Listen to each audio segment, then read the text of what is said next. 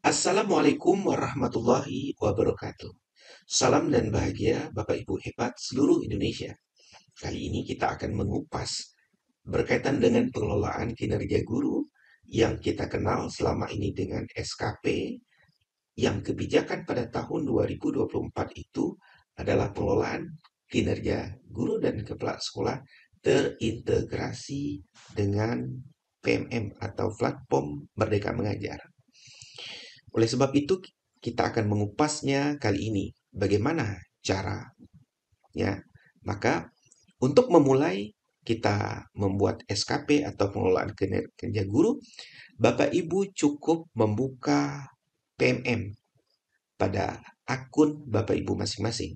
Ketika Bapak Ibu membuka PMM dengan masuk dengan akun Bapak Ibu masing-masing, maka pada tahun 2024 ini ada satu menu yang disematkan di PMM, yaitu pengelolaan kinerja.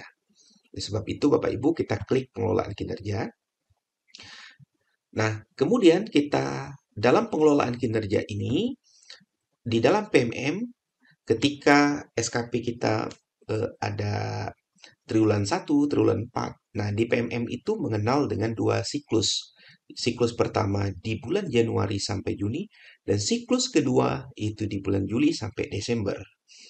Nah, di bulan Januari kita sangat sudah terencana, sudah memiliki alurnya, itu pada bulan Januari kita diminta untuk melakukan perencanaan, kemudian pada bulan Februari kita melakukan persiapan dan observasi kelas. Kemudian pada bulan Maret, periode observasi kelas dan diskusi tindak lanjut. Kemudian pada periode April-Mei, pelaksanaan tindak lanjut guru dengan pemantauan atasan. Kemudian Juni adalah refleksi, penilaian, dan penentuan predikat kinerja guru itu sendiri. Nah, Bapak Ibu, ketika kita sudah masuk pada PMM, maka kita klik mulai, Bapak Ibu.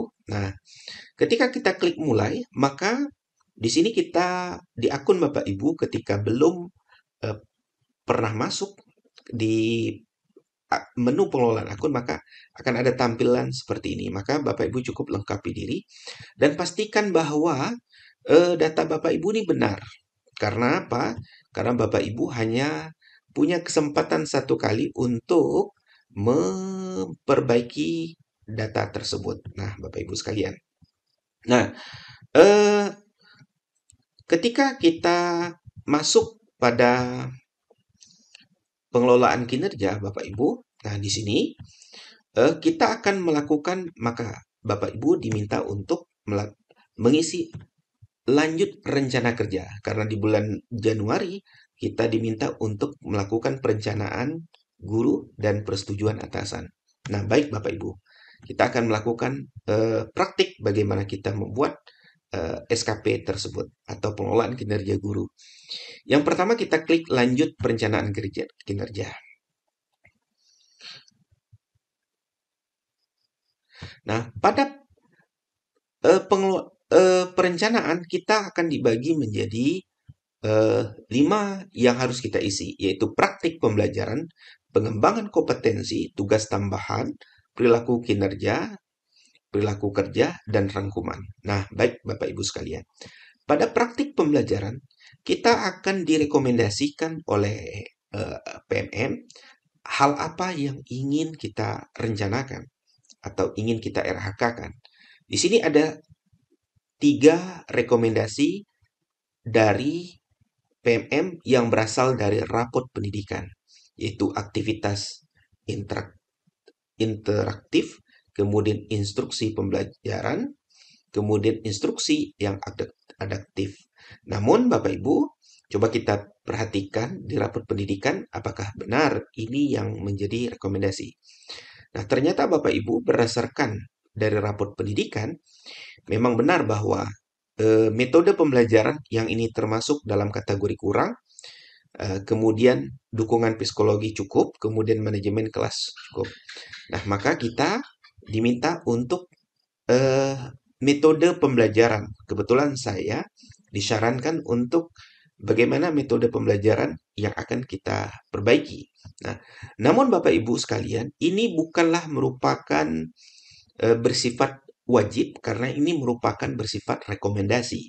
Maka Bapak Ibu bisa melihat di tampilan bawahnya yang disembunyikan, ternyata ada penerapan disiplin kelas, keteraturan suasana kelas. Namun kita direkomendasikan berkaitan dengan yang tiga ini karena ini adalah berkaitan dengan kualitasnya pembelajarannya, yaitu metode pembelajaran di raport pendidikan itu pada D.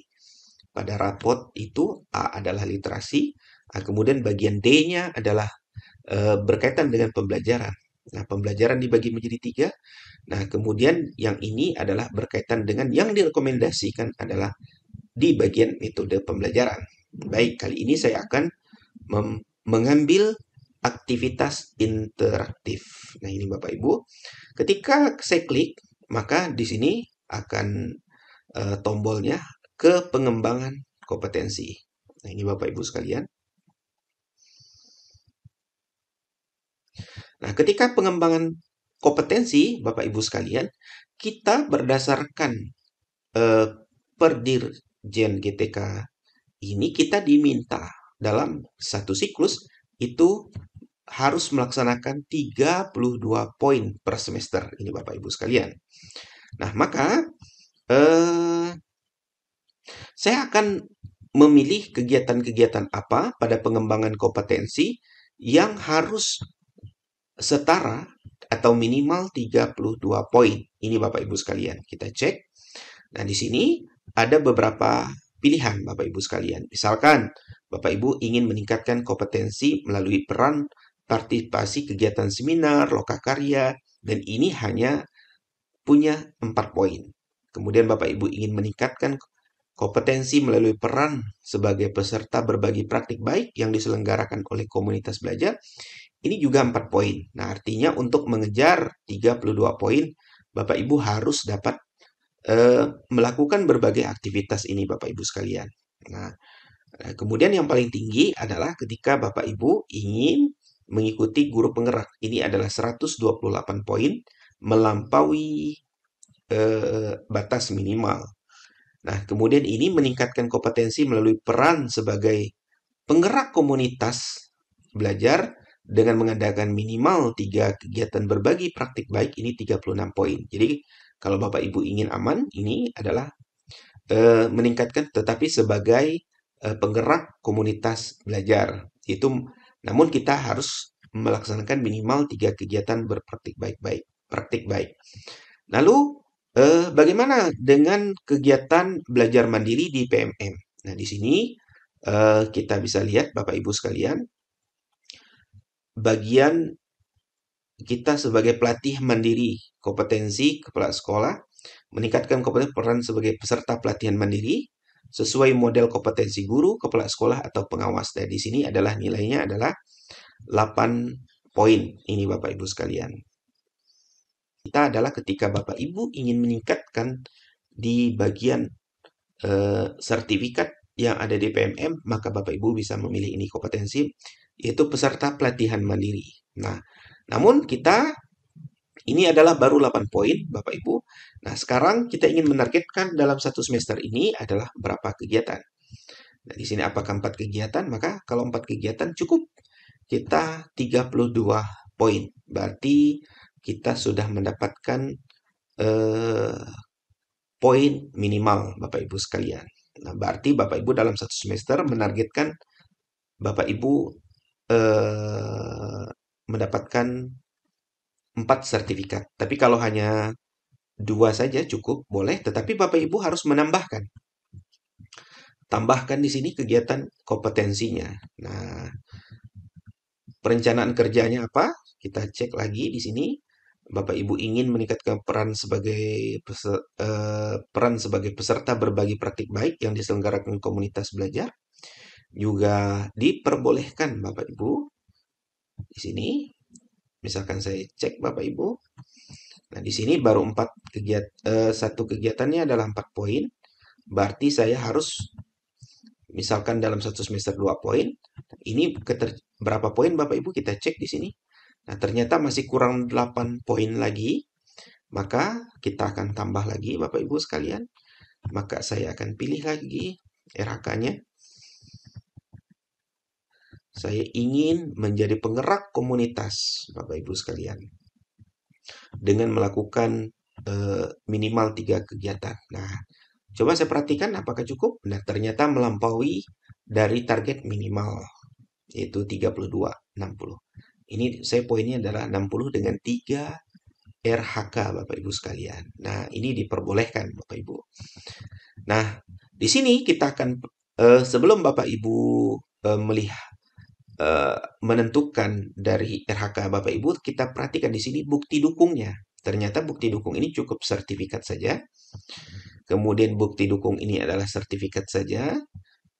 Jadi beberapa bukti dukung dari kegiatan ini adalah sertifikat topik dari kegiatan. Nah, ini berarti 8 poin ya Bapak Ibu, satu sertifikatnya. Namun, perlu diingat bahwa perolehan sertifikat itu adalah tahun berjalan.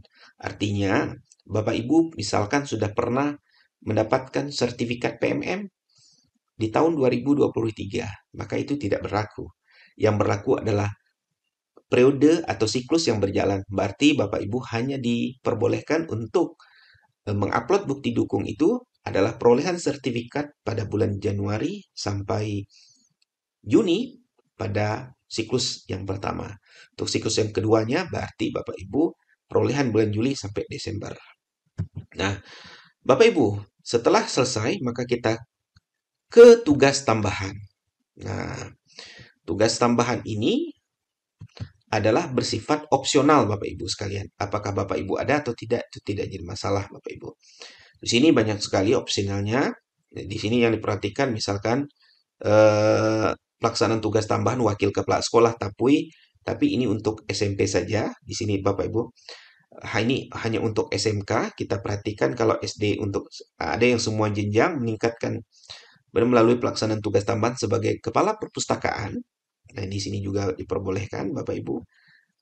Bapak Ibu sebagai kepala perpustakaan, kemudian di sini hanya guru SMP meningkatkan kinerja satuan melalui pelaksanaan tugas tambahan sebagai wali kelas. Nah, wali kelas ini tidak untuk SD. Ini hanya diperuntukkan untuk SMA dan SMP, Bapak Ibu sekalian. Nah, apakah Bapak Ibu sebagai operator dapodik, apakah Bapak Ibu sebagai bendahara BOS, di sini juga diperbolehkan Bapak Ibu sekalian untuk memilihnya. Nah, di sini saya akan memilih semua jenjang. Di sini juga boleh semua jenjang meningkatkan kinerja satuan pendidikan melalui pelaksanaan tugas tambahan sebagai guru piket.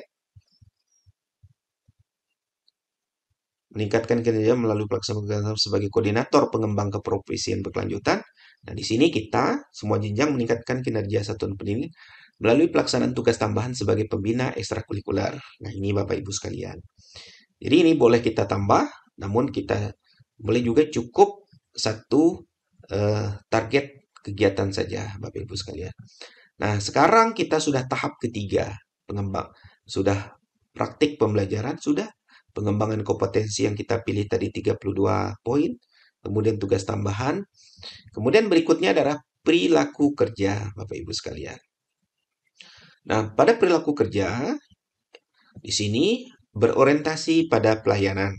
Ada beberapa aspek Bapak Ibu sekalian. Akuntabel, kompeten, harmonis, kemudian loyal, kemudian adaptif, kolaboratif. Nah, di sini Bapak Ibu tinggal dipilih. Misalkan pada tahap berorientasi pada pelayanan, perilaku yang ingin Bapak Ibu fokuskan pada tahun ini apa? Apakah bersifat ramah kepada peserta didik dan orang tua? Maka ini adalah menjadi target atau menjadi fokus Bapak Ibu di tahun ini, Bapak Ibu sekalian. Maka silakan pilih, kemudian bagaimana Anda menerapkan perilaku tersebut dalam kehidupan sehari-hari. Di sini ada apakah Bapak Ibu ingin mengidentifikasi kebutuhan peserta didik secara proaktif. Nah, di sini silakan Bapak Ibu isi sesuai dengan pertanyaan-pertanyaan tersebut. Jadi ada 7 dari perilaku kerja. Di SKP pun juga sama, juga ada 7 di SKP yang biasa kita kita buat pada tahun 2023 ke bawah. Nah, sekarang langkah berikutnya adalah kita melihat rangkuman.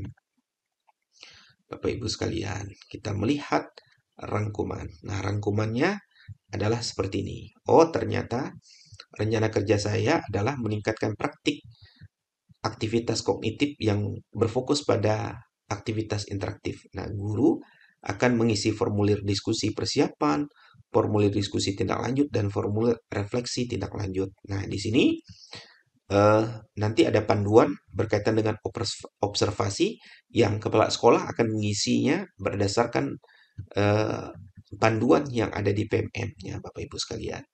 Nah, sekarang jika sudah selesai, maka apa yang harus kita lakukan? Tinggal klik lanjutkan. Nah, apakah Bapak Ibu ingin mengajukannya? Kalau Bapak Ibu ingin mengajukannya, maka klik ajukan. Nah, ternyata perencanaan kinerja berhasil. Demikian Bapak Ibu sekalian, video tutorial singkat berkaitan dengan menyusun perencanaan kinerja guru melalui PMM. Demikian yang dapat saya sampaikan. Saya akhiri. Wassalamualaikum warahmatullahi wabarakatuh.